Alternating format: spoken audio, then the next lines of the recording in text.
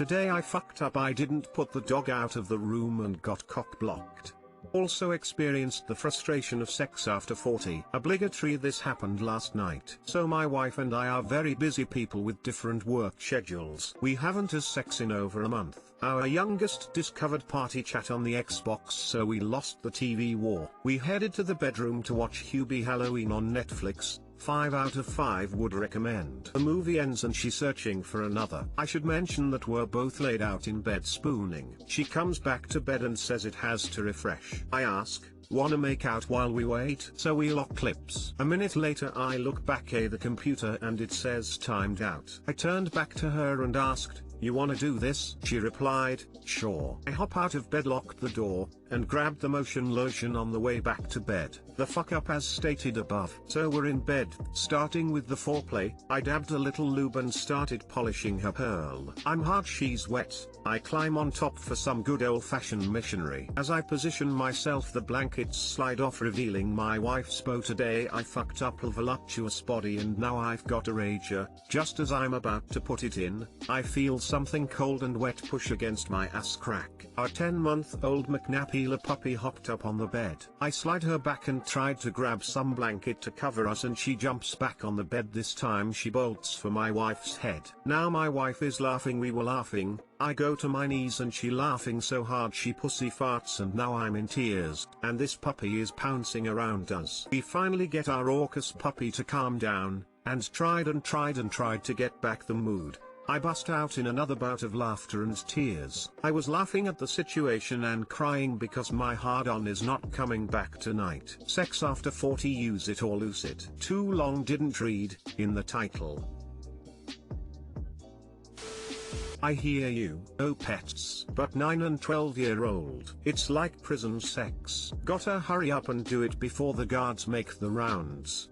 Missionary position impossible. Meanwhile my mom and her husband, my stepdad, amazing guy, love him to death, who got married 4 years ago, have perfected having independent kids/grandkids. My 18-year-old stepbro and my older sister and her 2 kids ages 3 and 7 live with my mom and stepdad, and silent sex. I've been over at their house and not realized they snuck off for some snoo until they reappear together in fresh clothes, lol. Serious, please start locking your dog out of your bedroom. My terrier has completely ruined my sex life. He's 7, has always slept in my bedroom since I got him at 2. Last 6 months he's started participating in the pack activity and licks himself excessively while we're doing it. I can't. It sounds like sloppy oral next to me. I instantly get turned off and have spent weeks trying to train him to be out of the room. Heed my warning, get the dog out of the room. My dog will lay on the floor and sigh heavily to let us know she's upset with the interruption to her sleep. Every dog-owning couple has experienced the unexpected threesome with the dog. What's worst is when you get a cold wet nose. That will stop shit real quick, lol. I have a similar experience with my cat. One day my GF and I had sex. While I was in her missionary I started feeling something on my balls. It hurt. Every cat owner knows how rugged cat tongues are. My cat hopped on the bed and started licking my balls mid-sex. This is why pets are not allowed in my bedroom. My wife's cat is the exception, because he is a gentleman who will quietly exit the bed, and wait patiently out of eyesight while we do the deed. Out of your eyesight perhaps. Quietly plots your demise.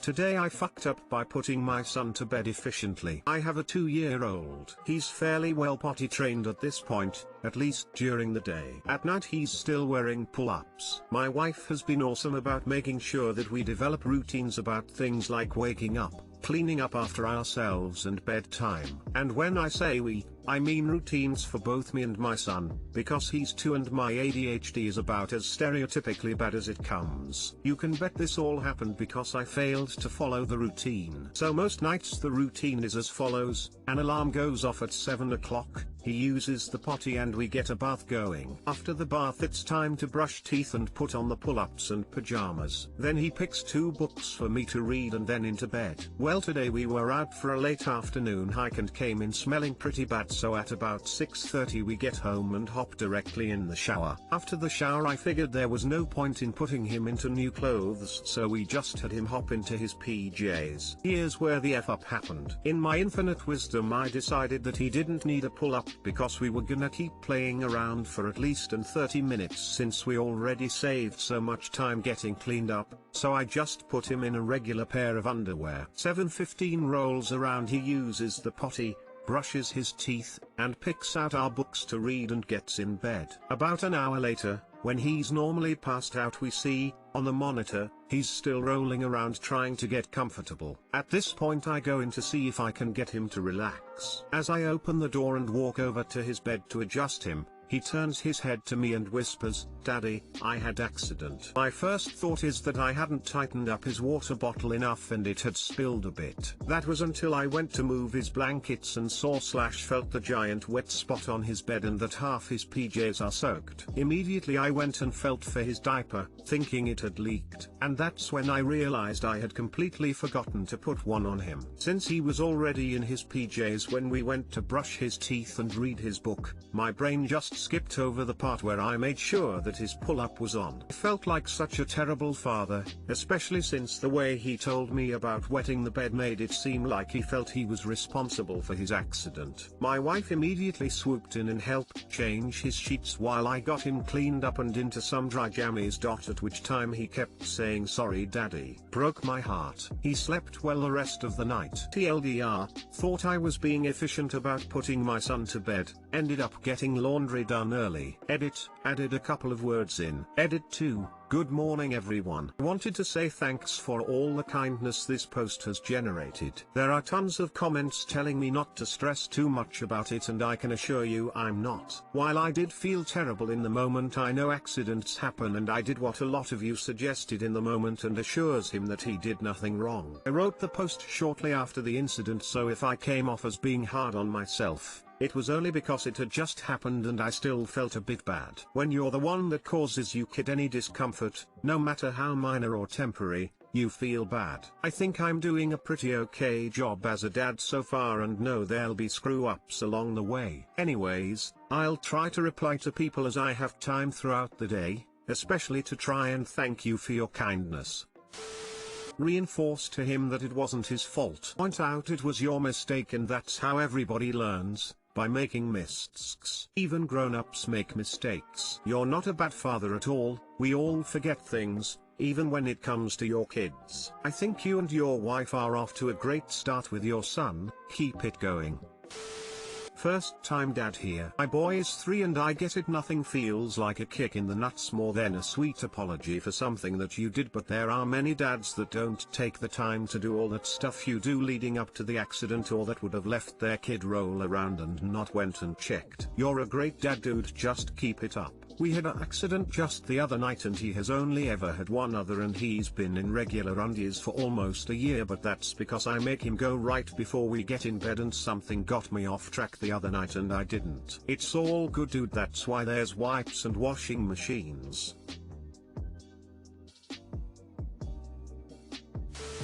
I got a 2-year-old and potty training is not going well. His cousins were all late to adapt to potty as well, so I'm not too worried yet. I run a tight sheet game though, mattress protector, then sheet, then repeat and repeat. If an accident happens, pull the sheets off and go down to the next layer. Total game changer for us since his bed is a little tricky to get new sheets on.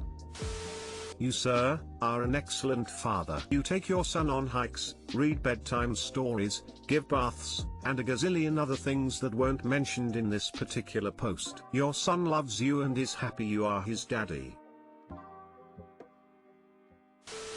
Dad of 4 here. Don't beat yourself up too bad. We're all human and make mistakes. It guarantee you won't forget that again. As a parent, you're going to have situations all time that you're completely unprepared for. Just do the best you can. That's the plan. I know my limitations, so I tend to go by the finger/toe count method of partner grading. If he goes to sleep with the same number of fingers/toes that he woke up with, plus or minus a few, then I'm doing a decent job.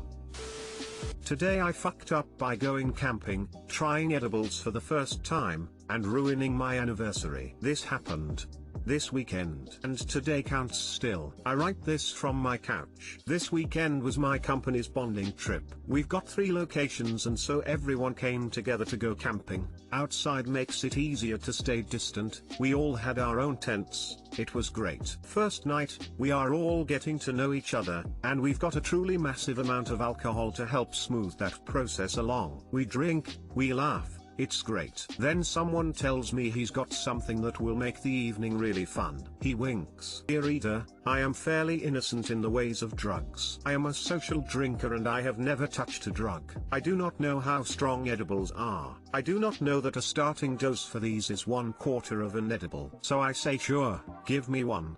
And I eat the whole thing. Oh boy, I felt great. For about 2 hours I felt so calm but so alert, like I had just woken up from a great nap. I talked to anyone who would stand still long enough to hear me. It was awesome. For about 2 hours. Then, my friends, came the intense anxiety. My heart began to pound. I felt sick. I felt so awful. I stumbled to my tent at about 2 a.m. and passed out, hoping it would stop soon. It did not. I spent the whole next day trying to ignore the intense palpitations and anxiety that made me feel jittery and dreadful. In my eternal brilliance, I tried to drown the feeling with more alcohol. As you may guess, this made me feel worse. Much worse. Have I mentioned yet, dear sweet reader, that I have IBS? Any strange stress makes my poor tortured colon explode like a rocket launcher. And this was more than mere stress. This was absolute horror to my system. The bathroom was about 1/4 of a mile from camp.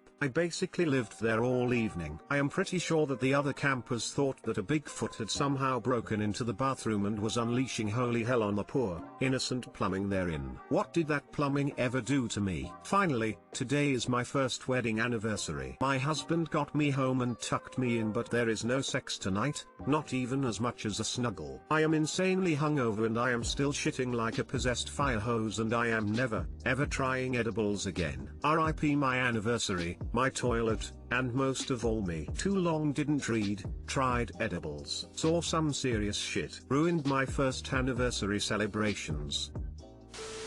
Oh, I feel your pain. Learned the hard way that I can eat part of an edible or drink alcohol, but not both. My lesson came in the form of projectile vomiting red wine all over the hallway of my boyfriend's friend's house. Myself and, minimally, thank God, my boyfriend. Trying to keep it from happening, I put my hands up to my mouth. You know how when you put your finger over the end of a hose and it makes it spray harder and out the sides? Yeah. I turned myself into a puke geyser. Fortunately, that sobered me up real quick and I was able to clean their hallway. Next day, I sent them flowers with a card that said, "I'm sorry I turned your house into an abstract expressionist painting."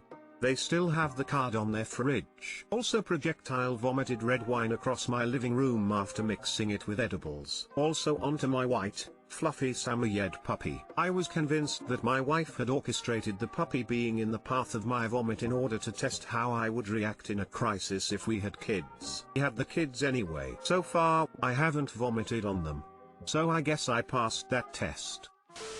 Dude, I feel for you. I was at a co in Colorado last year and I ate a bunch of gummies without looking up beginner dosages. I had just got out of the Air Force, so I had zero tolerance. Those edibles packed a lifetime of anxiety into one night. Side note to any dispensary workers, if someone tells you they haven't smoked in years, educate them a little on trying edibles for the first time. Every good dispensary already does this, and has lots of signs about dosing if it's your first time. It's just that tourists usually go to the shitty dispensaries, and are so excited/freaked that they're legally buying pot that they don't pay any attention to the warnings. Every story about edibles. 1. I'm fine, I don't feel anything. 1. I'm fine, I don't feel anything. 1. I'm fine, I don't feel anything. 1. I'm fine, I don't feel anything. 1. Someone drive me to the hospital. Edibles kick in once you start talking shit about them. My first time doing edibles was at a day spa. Didn't know what to expect. Took it while relaxing in the pool, then did some sunbathing, and then fucked up and went to a steam room. I'd also never been in a steam room before. The edible kicked in and I'm pretty sure I entered hyperspace. No idea how long I was in there, but next thing I know I'm in a hot tub with my trunks on backwards. Lol, thanks for the awards for my stupidity.